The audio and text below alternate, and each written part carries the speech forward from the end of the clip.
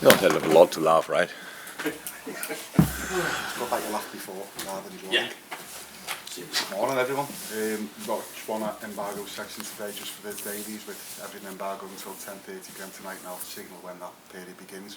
Vinny, do you want to go first? Yeah, Jürgen, we'll start with team news. Jordan Henderson obviously wasn't involved in midweek. Is he available to play this weekend? And James Milner, has he had to go through concussion protocols, and is he okay to play this weekend as well?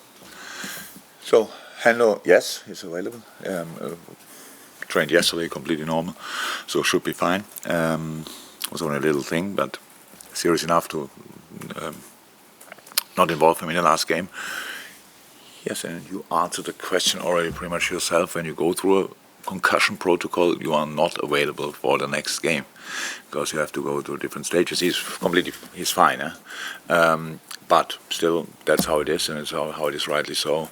You have to go to different stages, and that means he is available for non-contact training on Monday and full contact training on Tuesday if everything goes well until then, and that's what we expect because he was actually yesterday already good. We saw the impact that Darwin made when he came on the substitute the other night. It's 5 goals in his last 7 now, and he seems to be someone who seems more certain of himself, more sure of his role in the side, and that confidence and the progression seems to be improving week by week. I mean, what difference are you seeing in him at the minute in his all-round game? Yeah, big steps, and still space for improvement because the boy is an incredible package. But you could see immediately he's a real threat in the finishing area, involved in a lot of things. That's why you then realize how few big chances he missed. Imagine he would have scored from them as well, so he's involved in pretty much everything. He's always an option to pass to cross the ball to these kind of things. He came on, didn't play extremely long, but involved in both goals, which is good. And yeah, so big steps, absolutely. The season so far has been contrast. You look at your 5 Definitely wins in the Champions League. You've beaten the form team in Europe in midweek. You've beaten City twice this season as well. When you take all that into account, how big a moment do you feel this is in the season? Because you've got the opportunity to follow up a win in a week, the way you bounce back from those 2 defeats in the Premier League. You've got the chance now to close the gap on Spurs to 7 points, and it feels like it could be a big moment, a big opportunity to build a little bit of momentum going towards that international. Yeah, big game for us, massive game for us, and it's difficult as well. Spurs away. Yeah, everything you said is right. So I didn't count now the points distance between us and them, but it's we cannot be picky with opponents and games, and where we want to get points, we have to go for it, definitely. But it's difficult. We all know that Tottenham is a side that's well organized, defending extremely high level. So.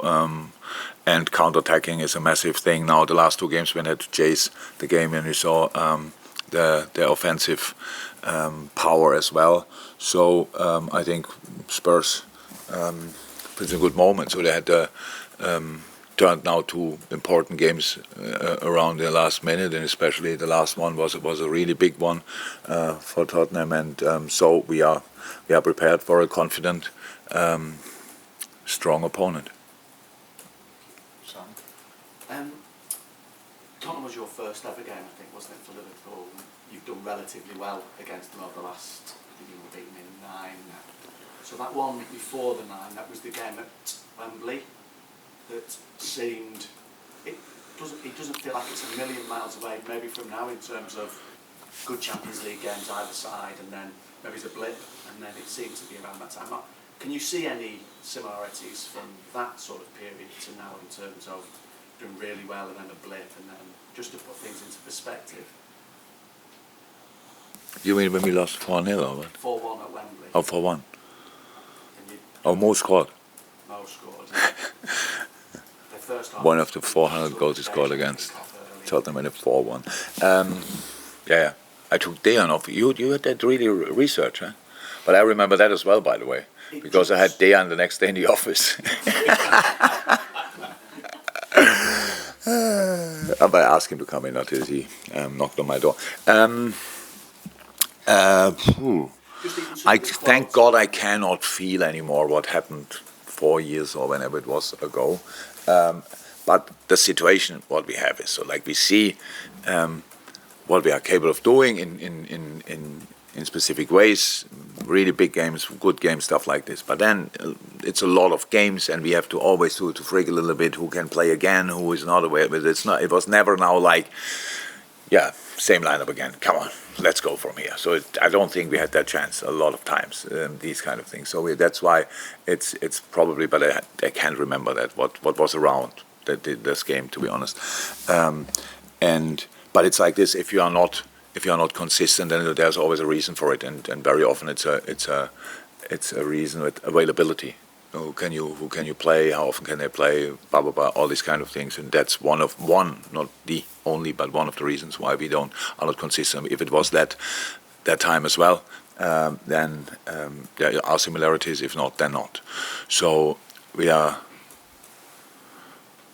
The problem is with if you to explain wins, it's really easy because nobody listens really because everyone's in a great mood and it's like you're just smiling and it's good shape. Explaining when you lose is much more difficult because each word is really important. But it's that you cannot, or at least I don't have 5 million different words for it. If you want to get out of something, you first have to get through it, and that's where we are. So, and it might take time, but it doesn't mean we don't say now. Tottenham is too early for us to really show up already. No, it's not. We are there. We go there and want to be at our best 100%. But sitting here now and being 1,000% convinced, yes, and we will. What I can tell you, it never was before going to Tottenham that I thought, good moment to face Tottenham, let's smash them. It was never the case. It's a difficult place to go, a really good team, extremely well coached, and a real fighting unit. So there are no friendly games against them. Antonio's on his toes, on the sideline. The players are in challenges and blah blah blah, all these kind of things. So it will be a tough one. But that's what we actually all want. It's like a Champions League game in the Premier League. And that's how we will approach it. You know, in terms of when you said nobody listens when you win, do you mean us? Yes. Yeah. You can now say you generally don't. And does that mean listen. you have to be more careful in terms of what you say with every word, or? I cannot. No, not careful. I'm not sure if I should be more careful. No, it's not about that. It's just like I can imagine that people in a phase like this, it takes a bit longer.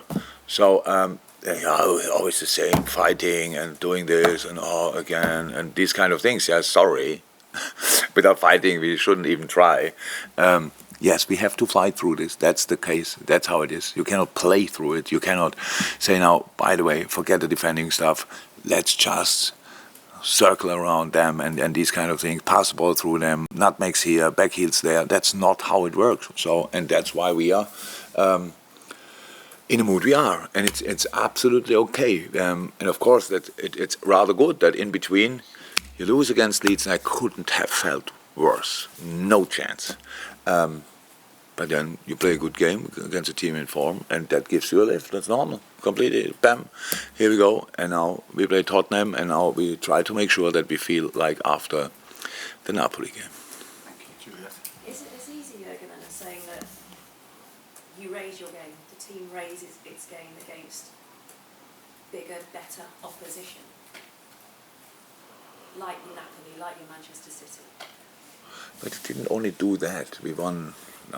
Bournemouth is doing, thank God, really well after that. But we played 9-0 against Bournemouth and against Rangers. It's not only then.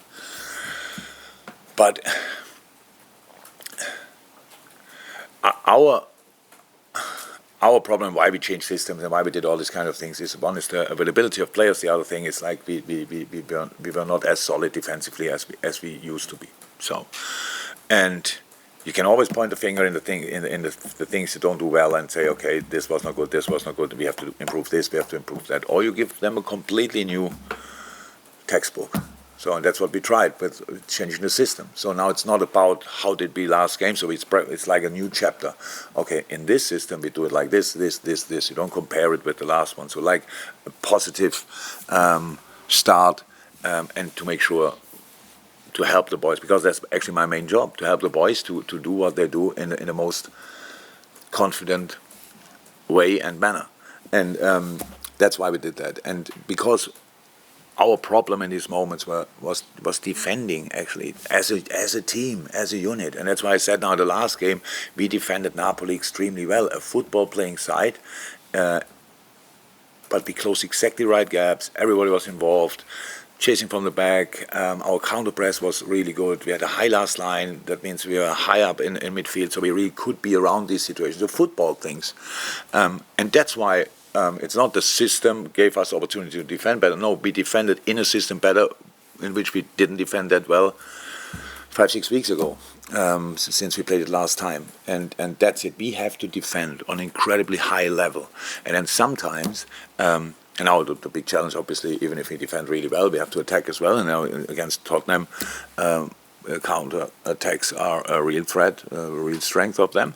And so you need to be well protected, all these kind of things. So it's not that you can close in football one door or solve one problem relatively.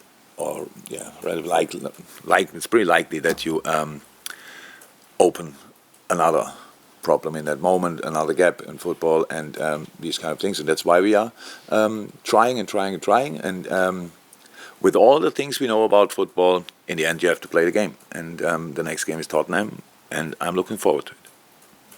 You're welcome. Hi, Jürgen. Hi. Different competition, I know, but how much of a step forward was that defensively to get a clean sheet against Napoli? I know in some terms it was a dead rubber, but in terms of... This game didn't look for a second like a dead rubber, I would say. It's solving the defensive difficulties that you've had from the start of the season. No, it's margins. It's margins. We didn't concede a goal in that game for, what was it, an armpit? Yeah. So, look, that's how it is. There's not. It's not. It's the difference between not conceding is sometimes armpit. So that's how it is. I don't know. It's not that I think we defended in the best possible way, but it was a set piece. All the rest, when you considering how good Napoli is in this moment in time, how easy it looks in moments when they play. This is the analysis of Napoli was a pure joy from a football point of view, because everything they do works out in the moment. It's crazy the way they score goals, where they score the goals, the minute and highest tempo, all these kind of things. So, and the challenge was to deny that, and we did that. We did that in a really good way. So that's good, obviously. But it's no news to me that we can do that. So we just have to do it again. So that's how it is. And again, and again, and again. That's how it is. But it's a different game. Napoli is offensively orientated team. At Tottenham, it's not 100% clear how they will get into this game. It's a home game. And last two games, when they had to chase it, was an obvious change of approach. Before that, it was rather well organized and a bit deeper defending and going for counter-attack. So we have to expect pretty much both. But one will be sure, when we have the ball, they will be really compact and will be really difficult to play against. That's clear, with a 5-3-2 maybe, and that's the challenge now. It's no, you cannot compare it. And yes, it's important that we did it. Of course, it's important. And again, the game didn't look like for a second like a dead rubber. Both teams really went for it. It was really intense, and that's what I liked about it, because it could have been a boring 0-0, and even as long as it was 0-0, it was not boring. How much of a step forward was midweek for Fabinho? Because somebody who, by his very own high standards, has struggled this season, and it's something that's difficult. It's good. It's absolutely good. The game was a clear sign of Fabinho, how we know him. Was a good game, but we defended in all positions on a different level to the week before, and so. Yes, but it was good. Felt good. For him, very important to realize that that's possible as well, and it was a good start in the right direction. Carl? Can I just go back to the circumstances of Roma's injury? Concussion is obviously a major thing in all sport now, and you've had experience of it with Carriers in the Champions League final. Just wondering how you think how it can be dealt with differently when it happens on the pitch. Because there's been a couple of instances recently where there's been criticism of how clubs have maybe handled it. I'm not saying in this instance, but No, I know. obviously It's difficult. Not that easy because you need two sources. One is the doctor, one is the patient. That's how it always is. I'm not sure anybody of you had already concussion. I had it once or twice in my life, and I feel different, and or they felt different, and for me it was clear. He got a real check on the pitch. It was fine. In the first place when it happened, went in the dressing room with our meeting. Millie was completely fine. I spoke yesterday to him. I thought it's 100% okay, and came out. Now after calming down, came out and the flat light. We're like, whoop, what's going on here? So and then he realized, and that's then obviously the most important source, that the player realized, that's not good. So we have to stop. That was more when we stopped, when he sat down and we took him off, obviously. So.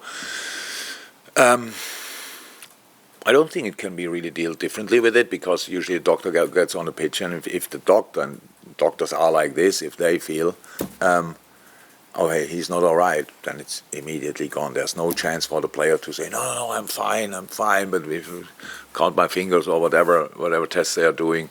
So everybody takes it really seriously. Really seriously. Nobody wants to push a player through with a concussion and think, yeah, that's an old. What was that with Mr. Klopp? Was it him or another coach when I played? How is he? He got a knock. He doesn't know who he is. Tell him he's Pele and send him back. It's a good joke, but we don't do that nowadays anymore. Yeah. Was he Klopp? Many people have said that. Yeah. Okay, it's a good one. Yeah. That's it. We really take it seriously. That's definitely the case, and it was the first moment that everybody knew, and especially Millie knew. Okay, that's it, and here we stop.